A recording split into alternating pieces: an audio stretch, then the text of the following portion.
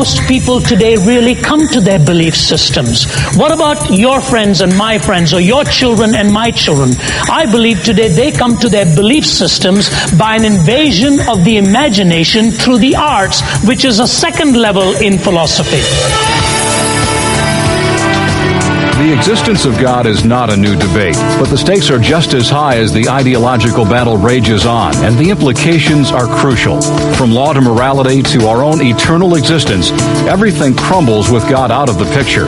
Discover why this week on Just Thinking with author and apologist Ravi Zacharias.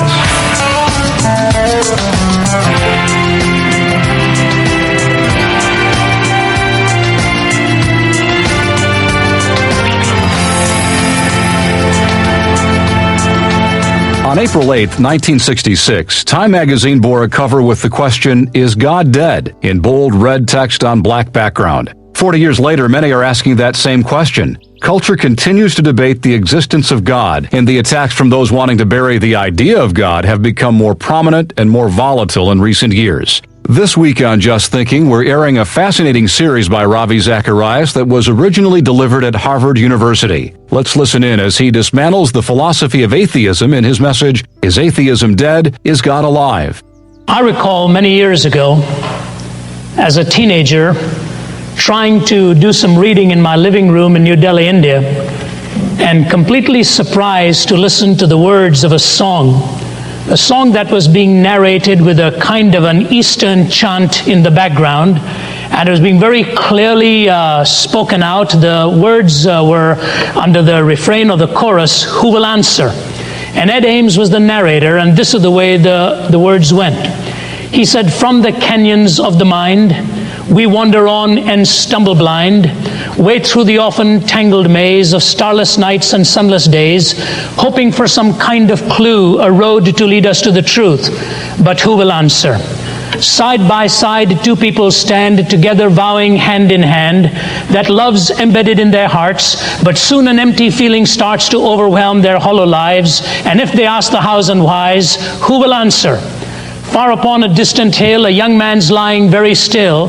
His arms will never hold his child because a bullet running wild has struck him down, and now he cries, 'My God, oh why, and who will answer?' As high upon a lonely ledge, a figure teeters near the edge, while jeering crowds collect below to egg him on with go man go, and none will ask what led him to his private day of doom, and who will answer? As 'neath the spreading mushroom tree, the world revolves with apathy, while overhead a row of specks roars on, drowned out by discotheques. And if the secret button's pressed because one man has been outguessed, who will answer?"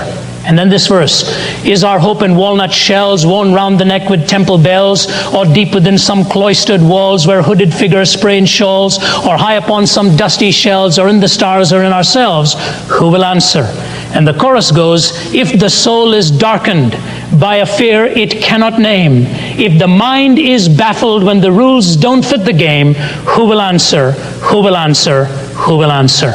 It may not be the most prestigious, the most appropriate place in which to make such a statement as this, but here in the Harvard Law School building, it was Andrew Fletcher who once said, "Let me write the songs of a nation. I don't care who writes its laws." Now, isn't it interesting to you, and as it is interesting to me, that with all of the innovations we have, all of the knowledge into which we are immersed, all the facilities to which we have access in our time at the tail end of the 20th century, the songs in effect have not changed. The questions still remain the same, and Camus said it a few decades ago. The fundamental question about life is meaning. Anything else is secondary, and until that question of meaning is dealt with, he says, I really care not for what the answers are to the other queries. Muhammad Ali was reputed to be flying in a plane once. His name is synonymous with many things. Humility is not one of them. And while he was flying on this plane, it hit moderate turbulence. For those of you who fly, you're aware of the fact that when the pilot tells you it's moderate, that is a euphemism for, if you have any religious feelings, now's the time to start expressing them, because mild is all I can endure. And the flight attendant came over, had ordered or had announced that all of the passengers needed to fasten their seatbelts. Everyone complied except Ali. She walked over to him while the plane was bouncing around and said, "Excuse me, sir, would you please fasten your seatbelt?" To which he promptly replied, "Superman don't need no seatbelt." She didn't miss a beat and said to him, "Superman don't need no airplane either."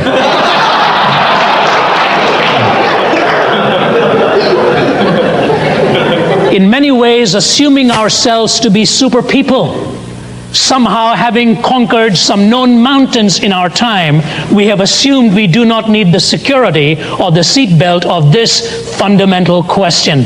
And I believe it was Will Durant who said, this is the greatest question of our time, the existence of God or the absence of his existence. As one who has lectured and taught in philosophy in various parts of the globe, I believe all philosophy ultimately either is born out of or is built upon these two foundational questions. Number one, does God exist? And number two, if he does, what is his nature? What is his character? Now, obviously, dear friends, there are many, many levels at which this can be answered, and you are here with your own presuppositions and your own views. One of the struggles that I personally have, having been transplanted from the East to the West, and having seen what religious anger and intolerance can do in some parts of the world, and having seen what ideologies can do, albeit atheistic, in other parts of the world, and let us not forget that. One of the most troubling aspects to me as one who is trying to wrestle with these issues is born out of a concern why it is not possible to disagree without being disagreeable. Why it is not possible to discuss these issues without generating more heat than light. Is it not important to deal with these fundamental issues in a reasonable manner? There are many good minds coming from different perspectives. When I was studying at Cambridge University, my professor of philosophy was Don Cupid. Don Cupid happens to be an ordained priest, but is also an atheist. He has written a book called The Sea of Faith, amongst many other books, and someone has appropriately called it Faith at Sea. Because if you don't like what Don Cupid believes, come back the next semester. He may have changed it in the process of his own mystical growth. But in that same institution is Brian Hebblethwaite, a brilliant philosopher, who in response to Don Cupid's book, The Sea of Faith, has written an outstanding book in defense of theism called The Ocean of Truth. You can read the debates between the brilliant mind of Bertrand Russell and the counter perspective of the Jesuit philosopher Frederick Copleston. You can come right down into the scene here and look at the battle in the same issue between Kai Nielsen from Canada, one of the most prolific writers in the field of atheism, and J.P. Moreland, the fine Christian philosopher teaching in California. And their book, Does God Exist?, is probably one of the finest in its genre, well critiqued by Dallas Willard of USC and Peter Kreeft here right out of Boston. Or you can look at two colleagues teaching right at Cambridge, Stephen Hawking in its avowed agnosticism, and the counter perspective from John Polkinghorne, the quantum physicist. I happen to take some courses under Polkinghorne, listen to Hawking through his speech synthesizer and so on. Both of them coming from two completely different perspectives. Polkinghorne, a deeply committed Christian, and Hawking, as I said, an agnostic. There are good minds on both sides of the debate, and therefore at least one thing we need to contend with, that this problem is not merely intellectual, for intellectuals have come to it from different perspectives. Now, I have a little grid in my own mind when I teach philosophy or even talk to my children, and that is this. You don't have to endorse it wholeheartedly, but in a popular level, I think you can identify with it.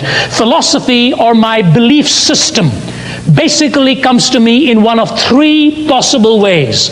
Level one is what I call theory. And if you're dealing with theoretical philosophy, you're dealing with the classical philosophers like Socrates, Plato, and Aristotle, or you're going to some of the great Enlightenment thinkers like Hume and Kant and so on, you're dealing with arguments at a highly theoretical level, albeit very vital and important in an academic pursuit. But let's face it, most human beings will never crack open a book by Socrates or Plato or Aristotle and have no particular interest on Kant's view of ethics. How do most people today really come to their belief systems? What about your friends and my friends, or your children and my children? I believe today they come to their belief systems by an invasion of the imagination through the arts, which is a second level in philosophy.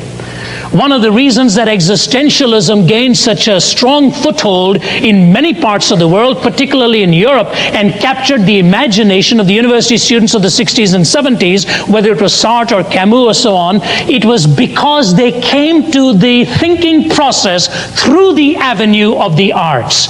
And you can go in to see a play on Broadway, or you can turn to many a movie or listen to music, and you will find a certain philosophy of life is either being endorsed, espoused, or questioned. And the popular mind today comes to philosophy not from a theoretical superstructure, but it comes to it from an infrastructure of the arts. And level 3 philosophy is sheer prescriptivism. You sit around the kitchen table and your teenager comes home from school and says, you know, Dad, today we were discussing such and such an ethical view in class. Some people said it was right and some people said it was wrong. What do you think? And if the person happens to be professing Christian or someone, he says, well, son, you know, we believe what the Bible says, and in such and such a book, in such and such a chapter, this is what it says about such and such a behavior. And the son is looking utterly perplexed at his dad. He is dying to say it, but may not say it. What he's dying to say is, you know, Dad, the Bible works very well around our kitchen table because the structure here is plausible for such pontification or prescription. But what you think is your strongest argument, Dad, if I were to go into the school tomorrow and quote what you've just quoted to me, I'd be laughed out of the classroom as having presented the least effective argument of them all. It's sheer prescriptivism. And if you want to know what prescriptivism is, listen to the talk show hosts who will pontificate on ice cream parlors and sexuality and the origin of the universe with equal sense of distancing of their emotions from any one of those issues. This is what I believe, so must you also. With that quote, we conclude day 1 of Ravi Zacharias' message, Is Atheism Dead? Is God Alive? Join us again tomorrow as Ravi continues his message, Is Atheism Dead? Is God Alive? Until then, keep thinking.